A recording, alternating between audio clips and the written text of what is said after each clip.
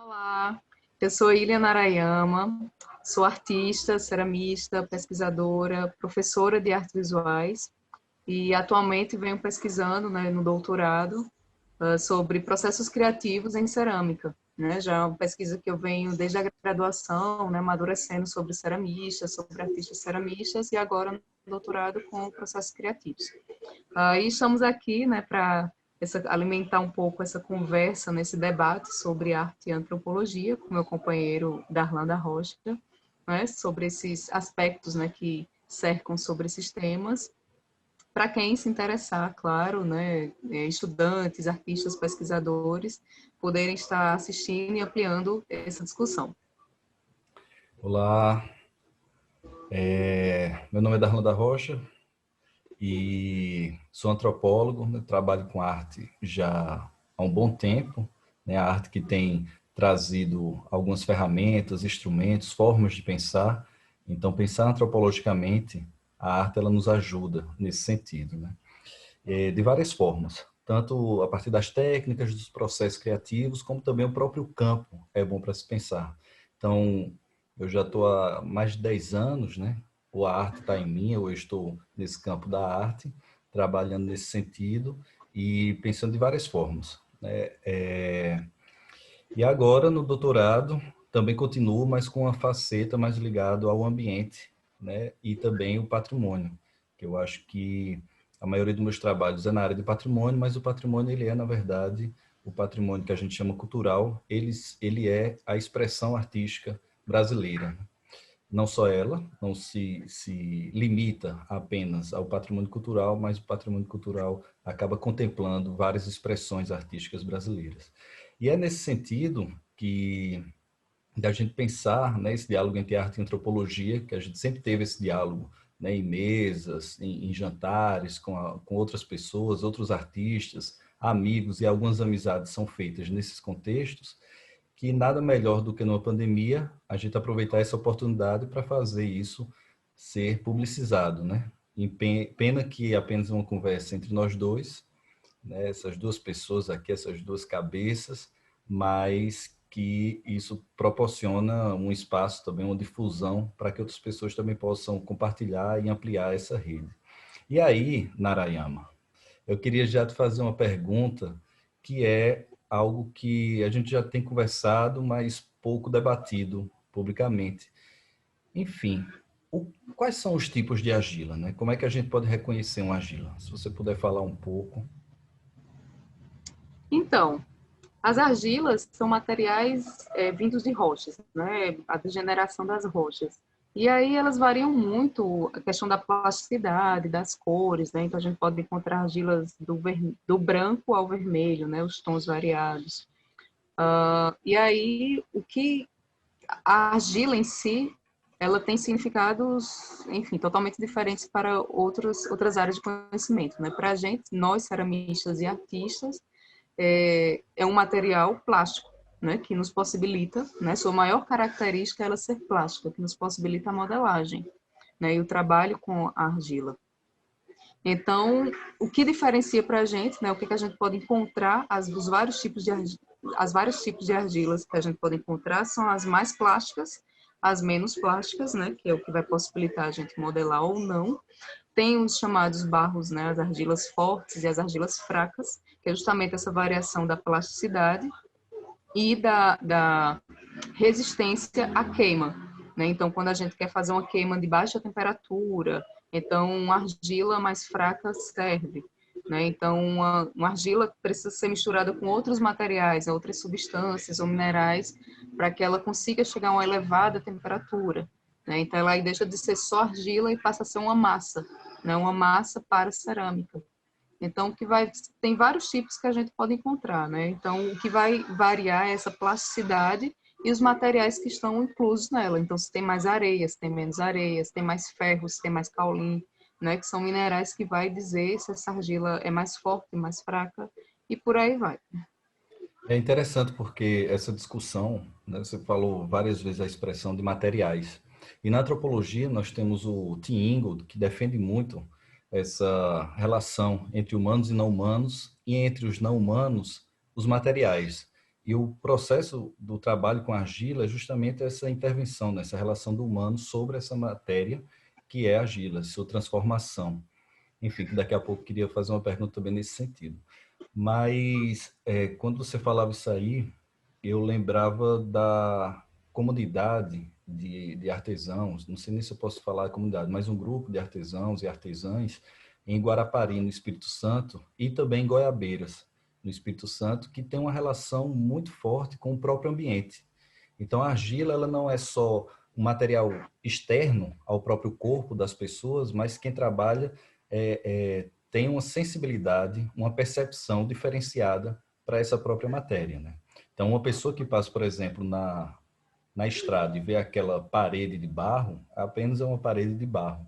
Pode não ter muito significado, mas quem trabalha com essa matéria, eu acredito que você também tenha essa sensibilidade, né? Tem uma outra sensação. Eu lembro uma vez, uma artesã, Nicinha, lá do Alto do Moura, né, no interior de Pernambuco, em que ela escreveu com muita sensibilidade e até um certo nostalgia como é que o pai dela reconhecia uma argila, né, quando ela estava queimada, na verdade.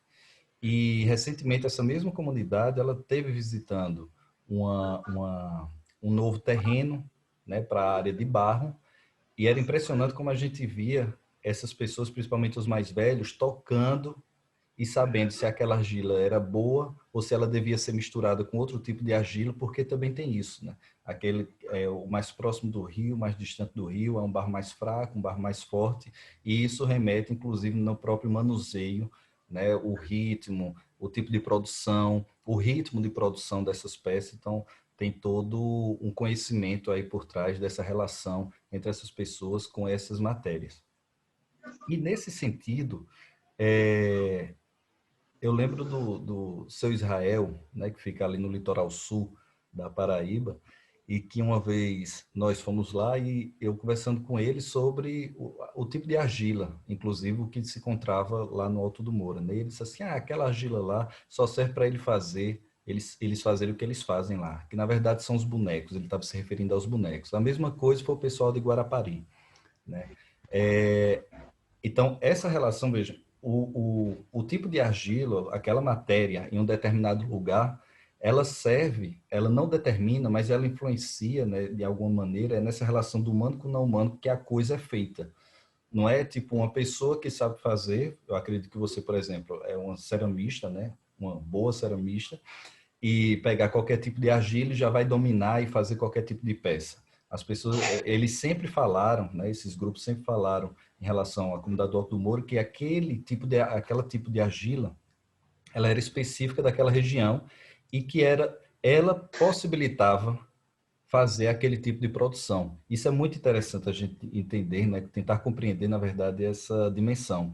E a mesma coisa a gente pode perceber com as paneleiras de goiabeiras, que inclusive um conflito que teve, a partir do momento que elas são registradas, né, como patrimônio cultural, elas buscam o direito e a legitimidade de acessar naquela região do Espírito Santo, no bairro de Goiabeiras, o barro de lá para que seja exclusivo delas, porque é aquele tipo de barro que proporciona a feitura e o resultado final, que o resultado final nesse caso, não o objetivo, na verdade, não é só o fazer das panelas de barro, mas é principalmente a peixada capixaba, né? Então você tem que ter aquele tipo de panela, não é qualquer tipo de panela que você pode fazer.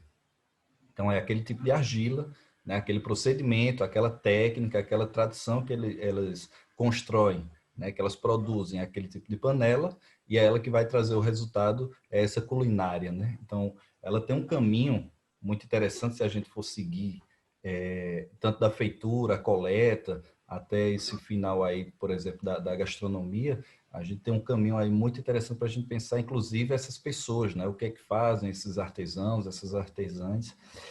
E uma coisa muito interessante na argila, que você já me falou uma vez, que é essa transformação. A argila, ela deixa de ser apenas a argila, que é a partir da queima, né?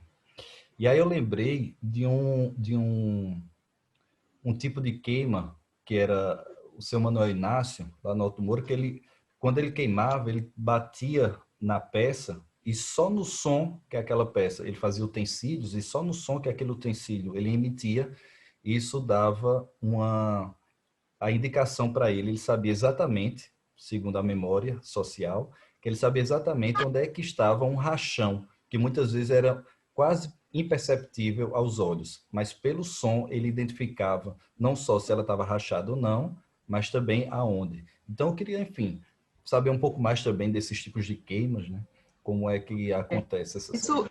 isso que você trouxe anteriormente, nessa relação com a argila, é super importante, né? Porque não basta a gente só conhecer os tipos de argila que existem cientificamente, né? Quimicamente falando, mas essa relação mesmo do artista, né? Do artesão, de quem for trabalhar com a argila, da gente conhecer todo o procedimento, né? O processo, né? Pegar bem, sentir qual é o tempo de secagem, né? Porque não adianta eu ter uma técnica, vou assistir uma técnica básica de modelagem. Vou puxar uma placa, vou fazer uma bolinha com um tipo de argila e com a outra tentar fazer tudo no mesmo tempo. Não, com certeza uma vai rachar antes, a outra vai secar primeiro. Então tem essas diferenciações.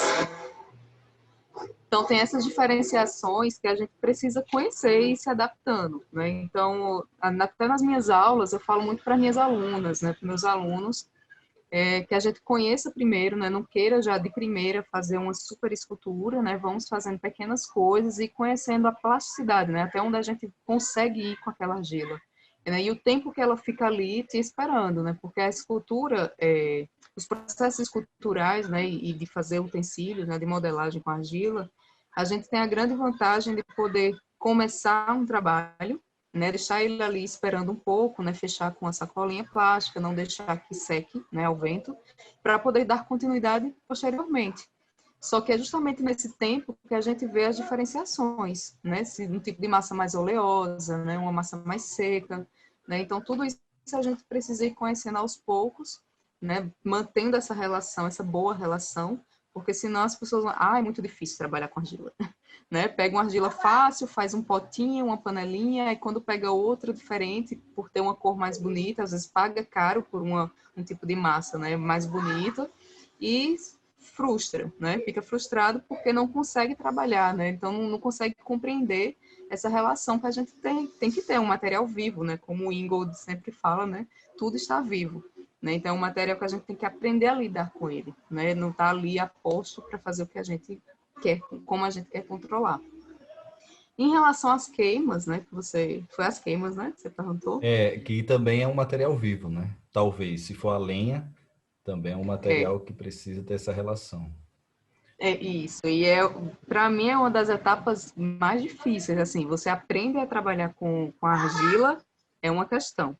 Você aprende a queimar, é outra técnica, é outra forma de lidar com aquele experimento, né? Não é simplesmente, eu sei fazer cerâmica, eu sei todas as etapas.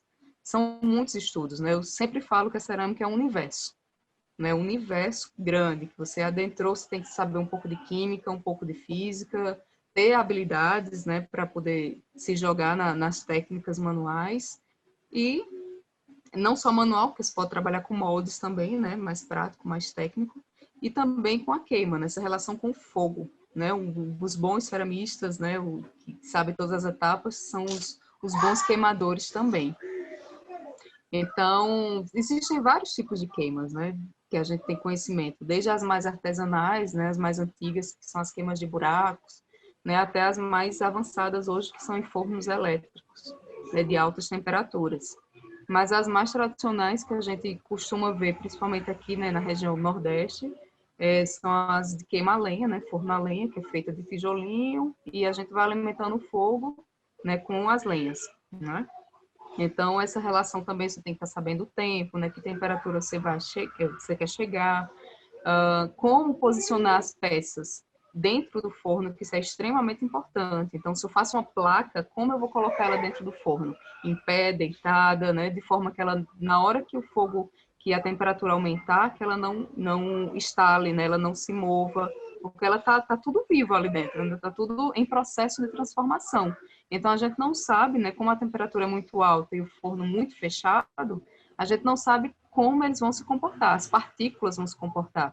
Porque o processo da queima, né, é justamente a evaporação total da água que tem ali dentro daquela argila. Por mais que a gente seque antes, né, a gente faz a primeira etapa da secagem, né, que construiu a peça, coloca para secar ao ar livre, né, no sol, mas ali não sai uma parte, né, digamos que 80% da água evapora.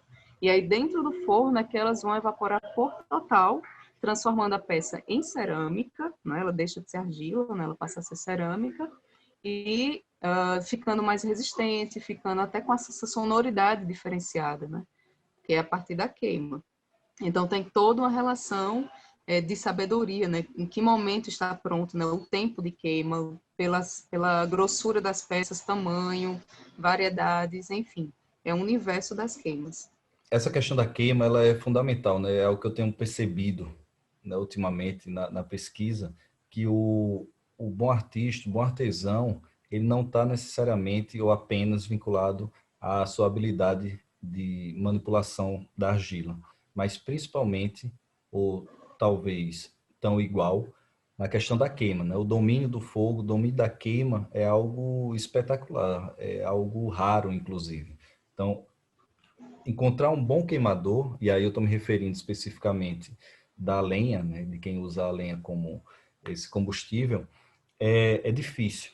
E eu lembro não tem como a gente falar sobre argila, arte, artesanato, no Brasil, né, sem falar do mestre Vitalino. E o mestre Vitalino tem uma história que ele, na verdade, ele começou a pintar as peças dele e teve um dia que precisava sair para a feira de Caruaru, onde é o maior escoamento das peças do Alto Moura, e não dava tempo. Na verdade, não deu tempo dele pintar todas as peças. E o compadre dele, o Zé Caboclo, disse: compadre, vamos logo, senão a van vai embora, né? A rural, na verdade. Ela vai embora e a gente vai perder a carona. Leva as peças do jeito que está. E aí ele levou metade pintada e a outra metade sem pintar no barro cru. E quando chegou lá, ele se surpreendeu porque as peças que mais venderam nesse dia foi justamente aquelas que não estavam pintadas, estavam apenas queimadas. E a partir disso ele começou a fazer mais peças na sua cor, né? Depois de queimado, do que necessariamente na pintura. E só depois foi que eu fui me dar conta. O pessoal tinha me contado isso, mas ninguém nunca tinha me chamado a atenção para esse fato. Quando eu comecei a acompanhar justamente o processo da queima, eu percebi o quanto que isso é um conhecimento, uma habilidade, na verdade, muito específica, né, de você queimar. Porque se você não pinta, ela tem que ter uma queima perfeita, uma queima que ela seja igual, homogênea, né? E isso não é tão simples. Então, tem várias pessoas que queimam e quando eles vão desenfornar, né, tirar do forno, vai identificando que tem aquelas manchas mais escuras, na verdade, que não estão queimadas, né? E aí tem que retornar novamente para a queima. E o bom forneiro é aquele que sabe não só fazer o forno, né, mas principalmente aquele que sabe queimar, que aí tem essa questão que você bem falou, né? A questão de como colocar, né, a hora de ir alimentando, não pode colocar um fogo direto, que ela pode estourar, mas não é o controle só de estourar ou não a peça, é também de fazer com que ela queime homogeneamente. E o mestre Severino Vitalino, né, o filho do mestre Vitalino, ele era um ótimo queimador, né, um ótimo forneiro. E ele fazia uma peça com, na verdade, são várias peças, era uma cena, a última que eu lembro que ele fez foi uma casa que era o São João da família Vitalino. Então ele fez uma casa com toda a família, Vitalino, a esposa, os filhos e ainda alguns detalhes do lado da casa, com bacamarteiros, eu acho que tinha também uma banda de pífano, enfim. É uma peça que tem mais de 10 personagens com a casa no meio, que é a Casa Museu Mestre Vitalino. Então você tem várias obras dentro compondo aquela peça, aquela cena, e ainda assim ele conseguiu queimar ela de forma homogênea. E eu vi já outras pessoas que vão queimar e vão queimar uma boneca, por exemplo, né? Então bota lá várias bonecas e as bonecas têm que retornar para o forno porque não queimou toda. E aí sobre o queimador, né, o forneiro, eu fico me perguntando qual tipo de classificação, né, a gente poderia enquadrar ele assim, se é que a gente vai enquadrar na verdade, mas como é essa classificação nesse sentido de uma habilidade tão específica, né, de um conhecimento tão específico e que ainda é pouco debatido, ainda é pouco conhecido, na verdade, e principalmente pouco valorizado.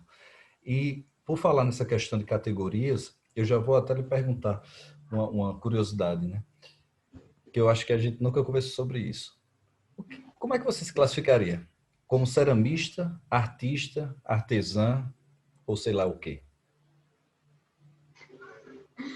É difícil essa classificação. Classificações, em tempos de hoje, né, se a gente pode chamar de modernos ou pós-modernos, são bem complicados, né? Ainda mais porque o que a gente mais vê são os multiartistas, né? Não sei se é uma classificação nova no campo da arte, mas já vi vários artistas se apresentando no seu currículo, né, como multiartistas, né, que fazem de tudo, né? Tanto na performance, vídeos, pintura, escultura, enfim.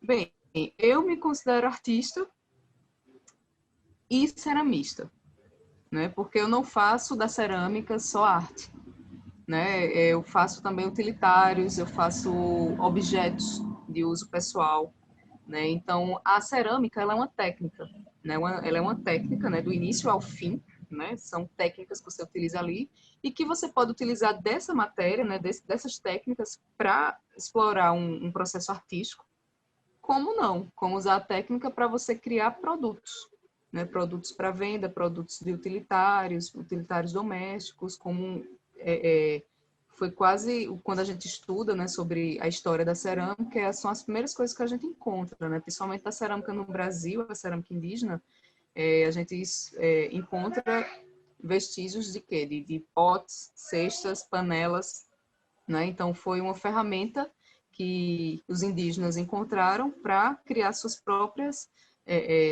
produtos, né, utilitários domésticos para usar no seu cotidiano, né? Então, a cerâmica ela é uma técnica. Então, eu utilizo desse processo técnico tanto para explorar, né, projetos pessoais artísticos, como fazer coisas, né, para venda, né, mesmo pensando em utilitários. Bom, e voltando, né, essa questão do ceramista, né, a cerâmica tem uma discussão um pouco antiga, mas bem atual, né, sobre a cerâmica no campo da arte, né, hoje. Então, a gente não encontra muitos ceramistas nesse plano da arte contemporânea, por exemplo. A gente tem alguns artistas, né, que utilizam do barro, né, das argilas, dos barros, das grandes barragens para explorar o ambiente, né, a matéria-prima como parte de processos artísticos, né, de processos criativos. Mas não a cerâmica, né, o fazer cerâmico enquanto arte. A cerâmica, ela se encontra como se ela andasse em paralelo, né? A gente tem exposições só de cerâmica, né, exposições de arte só em cerâmica, então a gente não encontra muito a cerâmica dentro de uma exposição onde envolve muitas outras técnicas, né, como pinturas, desenhos, esculturas, instalações, performance. Então, a gente ainda encontra essa escassez dos dois ceramistas enquanto artistas, né, dentro desse campo. Mas essa escassez seria porque a gente não tem esse poder criativo dessas pessoas, né? Não tem peças que poderiam classificar sobre arte, ou por algum outro motivo? Você vê, por exemplo, artistas, ceramistas artistas? Olha, inclusive essa é uma discussão que eu puxo na minha pesquisa atual, né? Eu estou pesquisando o Galdino de Freitas, né? Que é um artista pernambucano conhecido como Mestre Galdino, né? Também do Alto Moura, em que ele fez, né? Uma série de peças, né? O processo dele, ele foi criando peças, né? Obras de arte totalmente diferenciada, né, do seu contexto, do contexto do Alto do Moura, e que foi bastante contemplada, né, fora do Nordeste, inclusive, enquanto arte, né? Muitos críticos, outros artistas sempre olham sua peça e já classificam enquanto uma obra de arte. Mas ele nunca foi inserido, né, nesse meio do campo artístico, porque ele sempre foi considerado um artesão do Alto do Moura ou um artista popular, né, como ele se encontra nas classificações dos livros, né, de pesquisadores que vão ao Alto Moura e faz aquela triagem dos artesãos e artesãs e artistas populares, né, da região. Então, aí já entra outras questões, né, que seria mais uma questão de desigualdade ou de quem entra no campo da arte ou não, Mas em relação ao potencial e processo criativo, que é justamente isso que eu estou desenvolvendo esse estudo sobre o processo criativo dele, sim, ele foi um artista. Ele foi um artista e ele traz traços do seu processo criativo tão grandes quanto o surrealismo, né? Não é à toa que ele é comparado, né, a artistas do surrealismo europeu. Então, tem essa variação, sim. Então, eu acho que temos muitos artistas ceramistas, inclusive aqui no Nordeste, que criam, a partir da técnica da cerâmica, criam, sim, obras de arte. Não só criam obras figurativas, né, que é o mais comum a gente encontrar, mas criam, sim, obras com muitas potencialidades, né, de discussão, de reflexão, que poderia, sim, estar dentro do campo.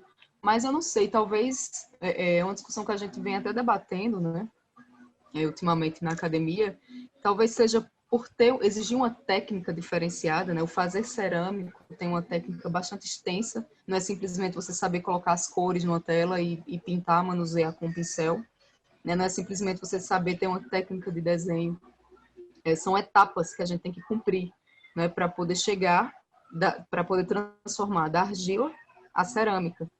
E talvez esse fazer manual, ele é mais visto como uma técnica de artesanato, né? E não se é levado em conta o processo criativo de quem está fazendo aquele processo, né? Esse procedimento. Então, a gente fica nessa discussão aí que já, inclusive, eu vi recentemente trabalhos, né, de defesas de dissertações, né, de algumas academias aí fora, já trazendo essa discussão, né, dos artistas ceramistas para a roda. Pois é, quando a gente fala de arte, né, se é arte ou não é arte, eu sempre lembro das contribuições do Pierre Bourdieu, né, um sociólogo, meio antropólogo, que ele vai trazer um conceito de campo artístico, né, em que existem vários campos e um deles é o campo da arte. Esse campo artístico ele tem todo um ordenamento social, uma questão de hábitos para você poder ser incluído e relações sociais para entrar nesse campo. Então não é só o julgamento não está apenas na questão do processo criativo, na própria criação e nem no criador, mas necessariamente nas relações sociais que o campo artístico ele acaba tendo, né, para cima de qualquer vontade individual.